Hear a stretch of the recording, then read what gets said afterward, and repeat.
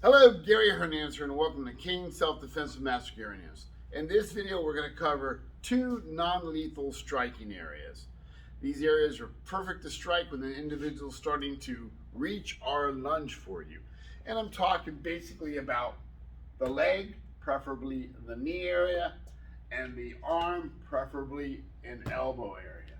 These are jointed areas that easily bend and are great to hit because there's not a lot of muscle on that area, more bone and tendon, so you're going to definitely nail something. Now, I'm going to go ahead and use this new bag here so I can hit it pretty good without causing injury to anybody, and it does have arms and it has legs for me to strike. Now, I angled him to where he has one leg forward and one arm kind of forward. And I did that for a reason, because if someone's standing still and I swing at their leg, yes, and I hit that leg or that knee area, it's going to hurt them without a doubt. But I kind of want them to first get a step into where that area starts to bend and it's a little more flexible where it's bent, because now I'm going to be able to pop it to where it's not so much where it's straight, but being bent, it's going to cause more of a push in and drop them easier. So I may back up a little bit as he's starting to step in, and as he does that, I can strike simply like that, or I can pull back and strike. If you notice, I don't ever like to go straight back. Not that you can't, but I got this thing about going backwards where I might run into something if I don't know what's behind me. I could triple myself, who knows? He could come a little quicker than I'm expecting. So what I like to do, and if I'm standing here, I already know with my peripheral vision what's on my right, what's on my left. My cane's here, so as he starts to step in, their knee is going to start to bend. And it doesn't matter what leg steps in. Whatever leg's closest, I simply strike into that knee.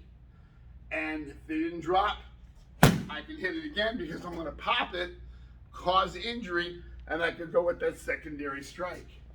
I don't have to bring my hand way up here to have that massive strike, because their knee, that doesn't have muscle around it. It really, it doesn't have nothing that's protecting it.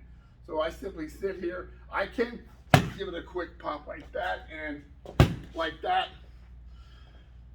Pop it, give it, injure them, give me time to either move or hit them in another area that's non-lethal. The arm. Reaching for me. Again, not a big fan of going backwards. Not that you can't. We do techniques. You have to go back. I can do, thrusting and stuff like that. But right now, I'm talking about popping the jointed area. You can go ahead and pop that wrist area too. But the thing is, how close is he coming at you if you step to one side? So, that person's reached in a bit. And people, even if he's 100% straight, I'm still going to get it. But when he's reaching in, he's got that little bit of a bend. And as he comes in, I go to one side and I strike. Simply down on it. Yes, again, I could hit that wrist area. But what if I miss? So at least if I'm going for his elbow, if I'm off a couple of inches, I'm going to get a bite out of him. When I'm going for his knee, if I'm off a couple of inches, I'm going to get a bite of him. And that's what I want to do. I want to make sure my first hit is a stunner. Slows them down, hopefully stops them. Again, he's reaching. And again, I'm a big fan about, if they're reaching with their left, I want to go to the back side of them and hammer down on that elbow.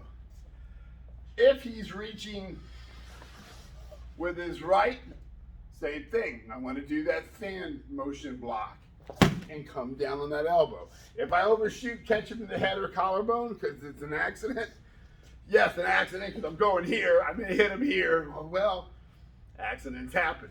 But I'm really trying not to cause major injury, just trying to injure them. Now understand, yes, that arm gets hurt, he still has this arm.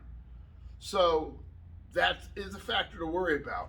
So what happens is, if he's reaching in, if I come in and hit that arm and he kind of pulls it to hurts it, he can't do much with that arm, then I can go to that leg again. Same thing. He's on this side. He reaches in, strike that elbow, then strike that knee. Now you've hit both target areas. Both are non-lethal. Both are going to hurt. And if it's done pretty decent, it's going to slow them down. If it's done very effectively, it's going to drop them.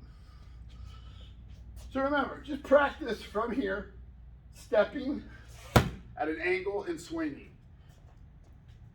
Stepping at an angle, hitting that leg. If you step this way, you step this way, bring it around.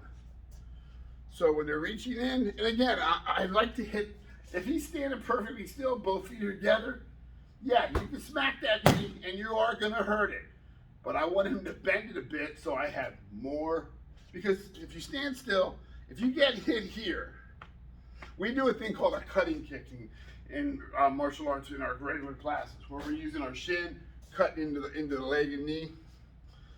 Well, if you're standing here, it definitely would hurt, but you're legs are kind of giving each other strength. When one goes forward and bends a bit, it has more flexibility, and that flexibility isn't a good thing when it gets hit. Yes, flexibility is good, but it's going to fold faster that way. So again, I go to one side, strike that knee. He reaches one side, strike that elbow. And if you want to, as he's reaching, elbow, knee. And that should take care of a good problem. So as I always say, practice it, make it yours. If you're training with anybody, gently move, judge distance. You got to work. Timing and distance is important. So you got to work the proper timing, proper distance to get that hit. So hopefully that helps. Gary Hernandez, thank you, and I will see you guys very soon.